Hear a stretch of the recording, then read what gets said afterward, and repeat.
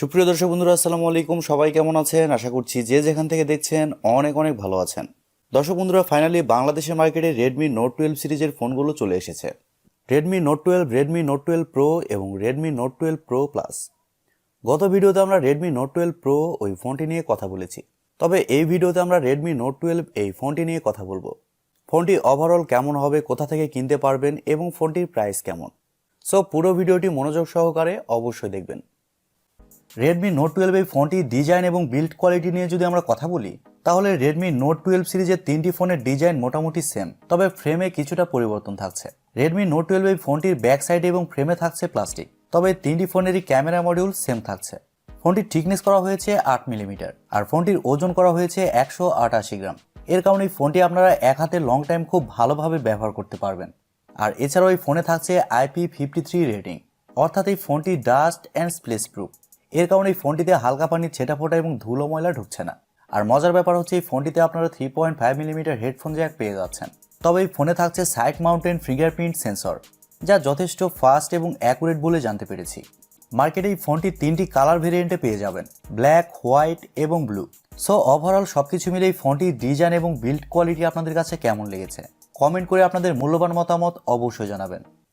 Price নিয়ে কথা বলতে গেলে রেডমি নোট 12 এই ফোনটির 6GB র্যামের প্রাইস রাখা হয়েছে 24,999 টাকা। আর রেডমি নোট 12 প্রো এই ফোনটির 6GB র্যাম ভেরিয়েন্টের প্রাইস রাখা হয়েছে 32,999 টাকা। এবং রেডমি নোট 12 প্রো প্লাস ওই ফোনটির 8GB র্যাম ভেরিয়েন্টের প্রাইস রাখা হয়েছে 40,500 টাকা। প্রাইস পয়েন্ট আপনাদের কাছে একটু বেশি মনে হতে পারে, আমার কাছে তাই মনে হয়েছে। তবে এই ফোনটির কিছুদিন পরে প্রাইস কমে যাবে। সো আপনারা যারা রেডমি নোট 12 সিরিজের ফোন নিতে চান, তারা কয়েকটা দিন ওয়েট করে ফোন নিতে পারেন।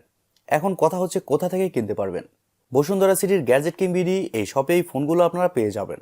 ডিসক্রিপশন বক্সে তাদের যাবতীয় ইনফরমেশন দেওয়া থাকবে, আপনারা চাইলে তাদের সাথে যোগাযোগ করতে পারেন।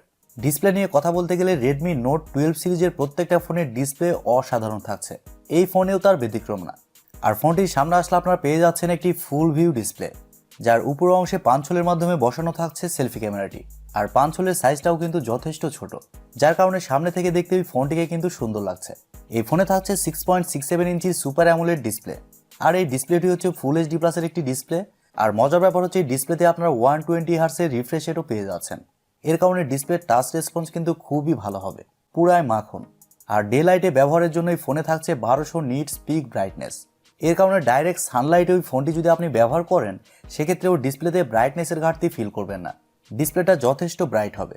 আর স্যামসাংয়ের অ্যামোলেড মানে তো বুঝতেই পারছেন, স্যামসাং সবসময় কিন্তু ডিসপ্লের দিক থেকে এগিয়ে থাকে। আপনাদের মধ্যে অনেকেই বলতে পারেন রেডমির ফোনে স্যামসাংয়ের ডিসপ্লে কিভাবে, কারণ রেডমিকে স্যামসাংয়ের ডিসপ্লেটি প্রোভাইড করেছে। স্যামসাংয়ের অ্যামোলেড প্যানেল হওয়ার কারণে ডিসপ্লের কালার কোয়ালিটি খুবই ভালো হবে। ডিসপ্লেতে যে কোনো কন্টেন্ট প্লে করলে শার্পনেসের ঘাটতি আপনারা সেরকমভাবে ফিল করবেন না। ওভারঅল রেডমি নোট 12 সিরিজের প্রত্যেকটা ফোনের ডিসপ্লে খুবই ভালো দিয়েছে। আর আপনারা যদি আমাদের চ্যানেলে নতুন হয়ে থাকেন, সেক্ষেত্রে আমাদের চ্যানেলটি সাবস্ক্রাইব করে পাশে থাকবেন আর পাশে থাকা বেল আইকনটি প্রেস করে দিবেন। ফোনটির সফটওয়্যার এবং পারফরমেন্স নিয়ে যদি আমরা কথা বলি, তাহলে এই ফোনে থাকছে লেটেস্ট অ্যান্ড্রয়েড 12। এখন তো আর এটি লেটেস্ট নাই, অ্যান্ড্রয়েড 13 চলে এসেছে। যাই হোক, এই ফোনে থাকছে MIUI 13, যার কারণে ইউআই এক্সপিরিয়েন্স আপনারা ভালো পাবেন। আর সবচেয়ে মজার ব্যাপার হচ্ছে এই ফোনে থাকছে Qualcomm Snapdragon 4 Gen 1 চিপসেট, যা একটি 5G চিপসেট, এবং এই চিপসেটটি 6 ন্যানোমিটার আর্কিটেকচারে তৈরি করা একটি চিপসেট। আপনারা অনেকে এই চিপসেটের সাথে পরিচিত না, যারা এই চিপসেট সম্পর্কে ধারণা পেতে চান তাদের উদ্দেশ্যে বলছি, এই চিপসেটকে আপনারা Qualcomm Snapdragon 680 সাথে কম্পেয়ার করতে পারেন। তবে Snapdragon 4 Gen 1 এই চিপসেটে আপনারা কানেক্টিভিটির দিক থেকে এগিয়ে থাকবেন, কারণ এই চিপসেটটি হচ্ছে 5G চিপসেট, অন্যদিকে 680 হচ্ছে 4G চিপসেট। ওভারঅল এই চিপসেটের পারফরমেন্স হচ্ছে Snapdragon 680 চেয়ে একটু বেশি, প্লাস 5G চিপসেট। আর 6 ন্যানোমিটার আর্কিটেকচারে তৈরি হওয়ার কারণে এই ফোনটিতে আপনারা ব্যাটারি ব্যাকআপও খুবই ভালো পাবেন। এই ফোনে জিপিইউ হিসেবে থাকছে Adreno 619, যা Adreno 610 থেকে অনেকটাই বেটার। এর কারণে এই ফোনটিতে আপনারা গেমিং এক্সপিরিয়েন্সও খুবই ভালো পাবেন।